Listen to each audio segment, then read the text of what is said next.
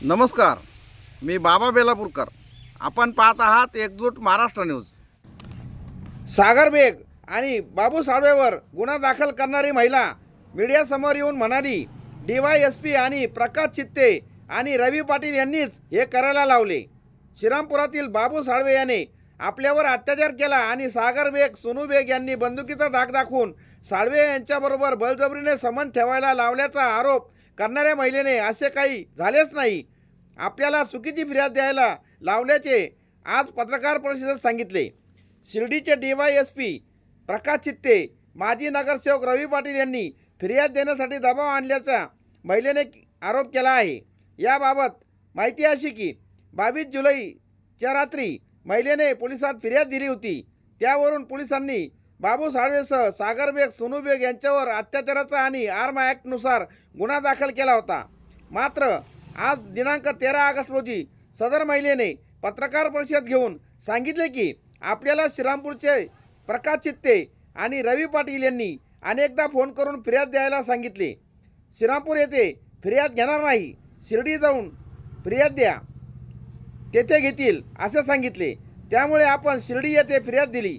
चित्ते पाटील यांनी 8 ते 9 वेळेस व्हॉट्सअप कॉल केले, परंतु प्रकाश चित्ते व रवी पाटील यांना मी पाहिलेले नाही व ओळखत नाही असे तिने सांगितले. आपल्याला लिहिता वाचता येत नाही. आपण शिर्डी येथे गेल्यावर शिर्डीचे DYSP यांनी फिर्याद तयार केली व आपला अंगठा घेतला. आपणास फिर्याद वाचून दाखवली नाही. बातमी प्रकाशित झाल्यावर त्या साळवे बेग यांचे नाव असल्याचे समजले. तेव्हा आपण पुन्हा पोलीस ठाण्यात जाऊन या संदर्भात विचारणा केली असता त्यांनी फिर्याद बरोबर आहे, फिर्यादीत जे लिहिले तेच कोर्टात सांगा असे आपल्याला पत्रकार परिषदेमध्ये स्पष्ट करत शिर्डीचे DYSP यांच्यावर आरोप केला. साळवे व आपले जवळचे संबंध होते, आमच्यात वाद झाले होते, त्याला ताकीद द्यावी म्हणून आपण शिर्डीला पोलिसात गेलो होतो. जे घडले नाही ते फिर्यादीत लिहिले आहे. या प्रकरणाशी सागर बेग, सोनू बेग, बाबू साळवे यांचा कोणताही संबंध नाही. आपली चुकीची फिर्याद घेतली असे महिलेचे म्हणणे असून आपण कोर्टात सांगितल्याचे तिने स्पष्ट केले आहे. महिलेने थेट शिर्डीचे DYSP आणि हिंदुत्ववादी कार्यकर्ते प्रकाश चित्ते तसेच माजी नगरसेवक रवी पाटील यांच्यावर दबाव आणल्याचा आरोप केल्याने या प्रकरणाला आता वेगळे वळण लागले आहे. सागर भाऊविषयी बाबू साळवेविषयी जी घटना झालेली आहे त्याच्याबद्दल सांगायबद्दल मी तुमच्यासमोर आलेले आहे. मला म्हणतो 21 तारखेला मला कॉल आला. आमचे पहिले भांडणं, घरचे इश्यू झाले थोडेसे, बाबू साळवेचे माझे ते मिटले होते. पण जे आता हे मध्ये वातावरण श्रीरामपूरचं झालं तर मला प्रकाश चित्तेचा, रवी पाटलाचा फोन आला, मला व्हॉट्सअप कॉल, का आम्ही असा व्यक्ती बोलतोय म्हणे. म्हणलं तुम्ही कोण? तर म्हणे त्यांनी नाव वगैरे सांगितलं मला. म्हणे ताई तू घाबरू नको म्हणे, आमच्याशी मोकळं बोल म्हणे. म्हणलं बोला.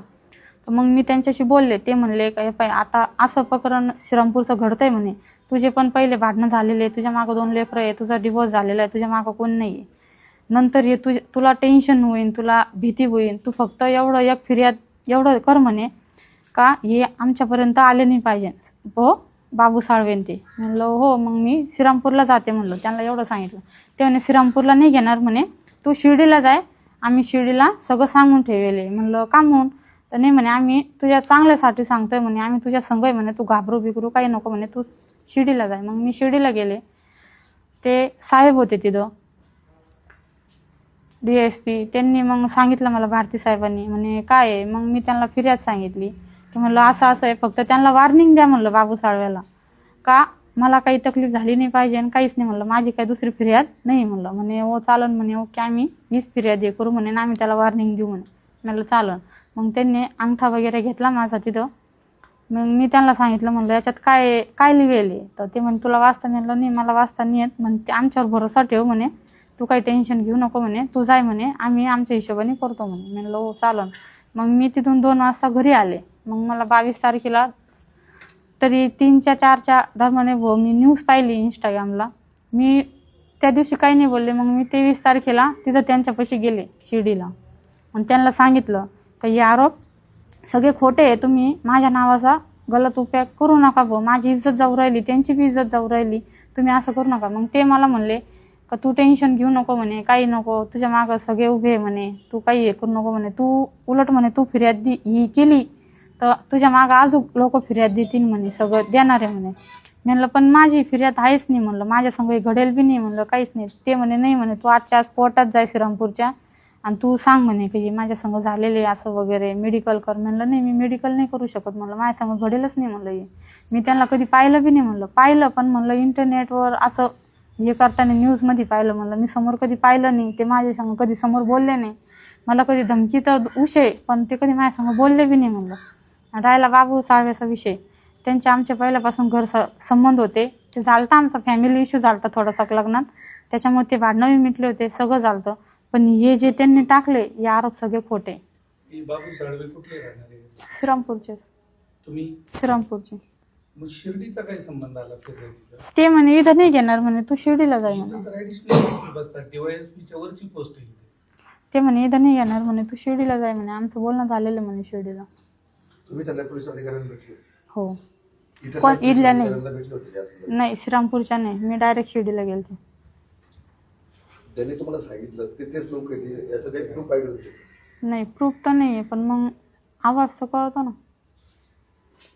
काही रेकॉर्डिंग आहे का? नाही, ते व्हॉट्सअप कॉल करत होते. आता मला काय एवढं कळत तेव्हा काय एवढं हे घेतलं नाही, मला थोडी माहीत होतं की ते असं करतीन भाऊ, माझा गैरफायदा उचलतीन भाऊ मा नावाचा का माझा याचा, त्याच्यामुळे मला काय माहीत नव्हतं नाही एवढं.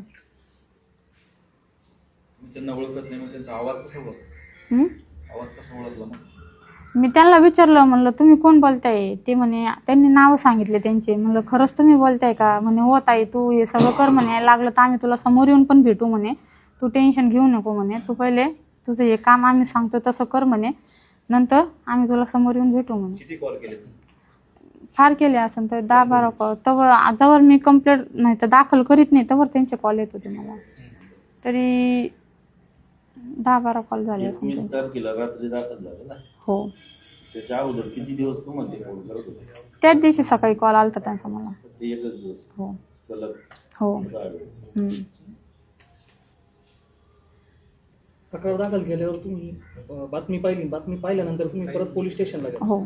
त्या दिवशी काय घडलं?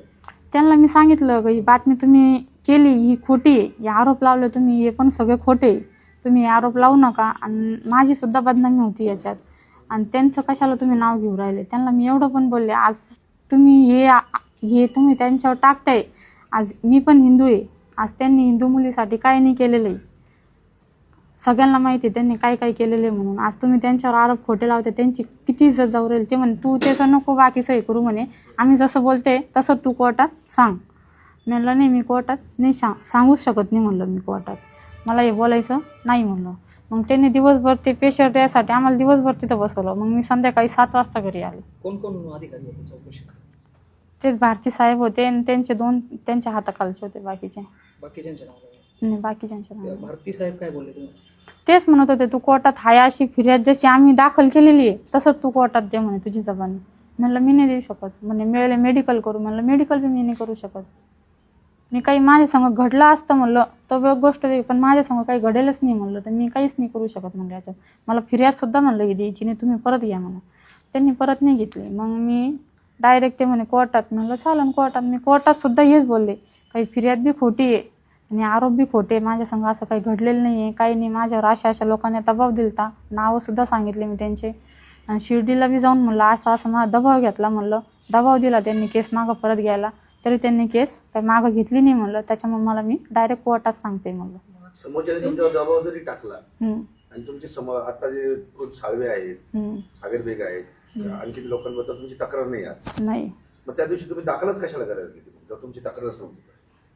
मी फक्त त्याला वॉर्निंग द्यायला गेलते की त्यांना वॉर्निंग द्या भाऊ, का आमचं म्हणजे तर माझ्या लेकरांना का मला नंतर हे काही झालं नाही झालं पाहिजे म्हणून मी एवढंच सांगितलं होतं. वॉर्निंग म्हणजे तक्रारच असेल ना, म्हणजे तुमचं मागणी सुटली त्यांच्या पोलिसांकडे.